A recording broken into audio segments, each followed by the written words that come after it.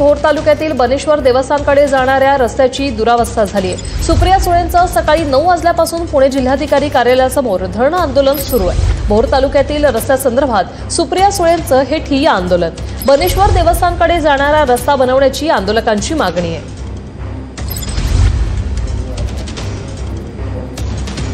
मागणी करूनही भोर तालुक्यातील बनेश्वर रस्त्याची दुरुस्ती होत नसल्याने आज खासदार सुप्रिया सुळे या जिल्हा अधिकारी कार्यालयासमोर उपोषणाला बसलेल्या आहेत। ज्या रस्त्याच्या मागणीसाठी त्या उपोषणाला बसलेल्या आहेत त्या रस्त्यावर मी आता आलेलो आहे।